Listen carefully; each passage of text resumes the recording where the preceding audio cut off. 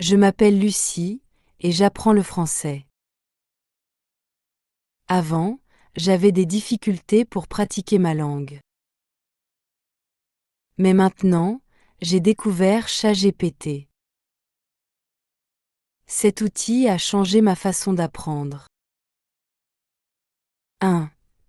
Comment utiliser ChatGPT pour apprendre le français? La première, lecture et compréhension. Je demande à ChatGPT de résumer des histoires à mon niveau. Je peux lui dire d'utiliser un vocabulaire simple.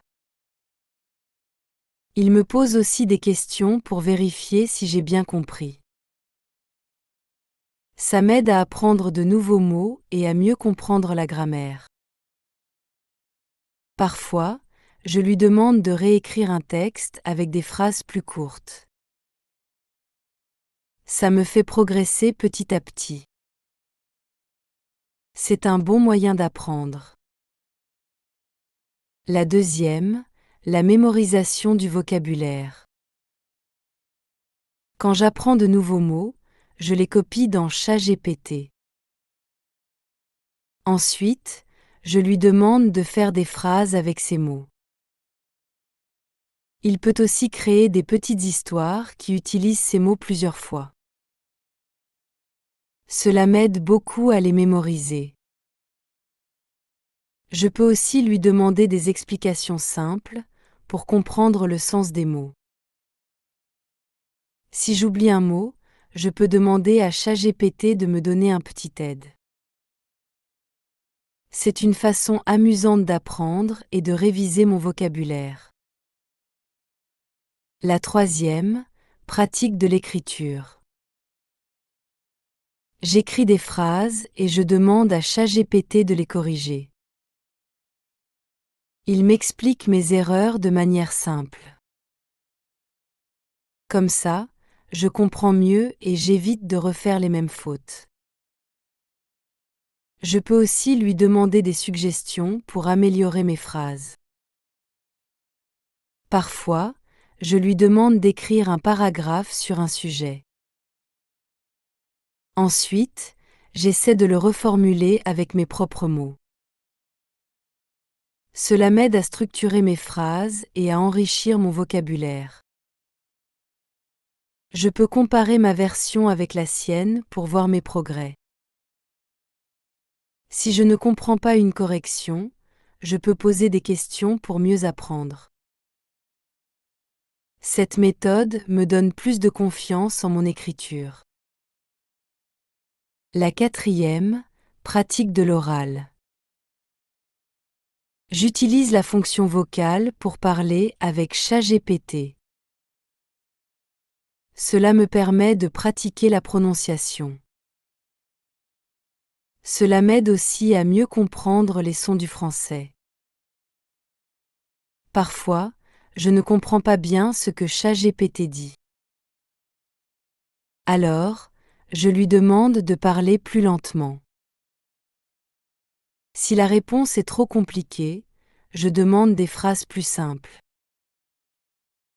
Je peux aussi lui poser des questions sur la grammaire et le vocabulaire.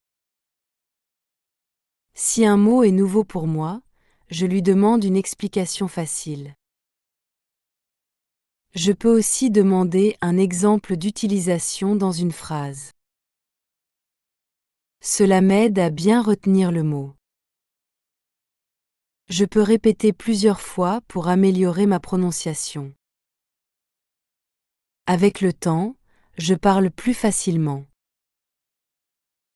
C'est comme avoir un professeur disponible à tout moment, sans limite de temps. La cinquième, méthode crosstalk. Parfois, je parle en anglais et ChatGPT me répond en français. Cela m'aide à comprendre le français tout en restant à l'aise avec ma langue. Je peux lire les réponses et comparer avec ce que je connais déjà. Cela réduit mon stress et me donne plus de confiance. Avant de parler totalement en français, cette méthode est très utile. Elle me permet d'apprendre du vocabulaire progressivement. Elle m'aide aussi à apprendre de nouvelles structures de phrases. En lisant et en écoutant les réponses, je m'habitue à la langue sans trop de pression. Je peux aussi poser des questions en anglais si j'ai des doutes. De cette manière, je fais des progrès sans être dépassé par la difficulté. La 6e, conversation simulée. Je demande à ChatGPT de jouer un rôle, comme un ami ou un professeur. Je peux aussi choisir un métier, comme un serveur dans un restaurant. Cela rend les discussions plus naturelles et plus amusantes. Je peux pratiquer des dialogues du quotidien et apprendre des phrases utiles. Je peux aussi lui demander de me poser des questions. Si je ne comprends pas, je peux demander une explication plus simple. Ainsi, je pratique le français de manière plus interactive. Je m'habitue à parler spontanément, sans trop réfléchir. Avec le temps, je gagne en confiance et je fais moins d'erreurs. 3. Les avantages de ChatGPT pour apprendre le français. A. Pratique à tout moment. Je n'ai pas besoin de planifier des cours avec un professeur. Je peux pratiquer quand je veux, sans limite de temps. Si j'ai seulement 5 minutes, je peux faire un exercice rapide. Si j'ai plus de temps, je peux mieux apprendre un sujet.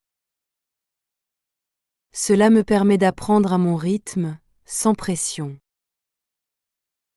B. Adapté à mon niveau. ChatGPT s'adapte à mes besoins. Je peux lui demander des phrases simples ou des phrases plus compliquées. Si une explication est trop difficile, je peux demander une version plus facile. Il peut aussi reformuler ses réponses pour mieux me faire comprendre. Grâce à cette flexibilité, je peux progresser sans frustration. C. Supporte plusieurs styles d'apprentissage. Je peux apprendre en lisant, en écrivant, en écoutant et en parlant. ChatGPT me permet de combiner différentes méthodes. Par exemple, je peux lire un texte, poser des questions, discuter du sujet, puis écrire un résumé. Cette approche rend l'apprentissage plus varié et plus efficace. Je peux aussi poser des questions sur la grammaire, le vocabulaire ou la prononciation et obtenir des explications immédiates. 4. Les limitations de ChatGPT. A. Réponse incohérente. Parfois, ChatGPT donne des réponses différentes à la même question. Il peut aussi se tromper, surtout sur des sujets complexes. Il est donc important de vérifier les informations avec d'autres sources, comme des dictionnaires ou des sites spécialisés. B. Limitation de la fonction vocale. La voix de ChatGPT est parfois monotone et manque d'émotion. Cela peut rendre l'écoute moins agréable. De plus, je ne peux pas ajuster la vitesse de parole directement dans ChatGPT. Pour cela, je dois utiliser d'autres applications. Ces limites peuvent rendre l'entraînement oral moins efficace qu'avec un vrai interlocuteur. C. Absence d'interaction humaine. Les conversations sont parfois artificielles. ChatGPT ne peut pas remplacer un vrai professeur ou un ami. Les émotions et les gestes sont aussi importants pour apprendre une langue, et ChatGPT ne peut pas les reproduire. Merci d'avoir regardé jusqu'à la fin. Commentez un nouveau mot que vous avez appris.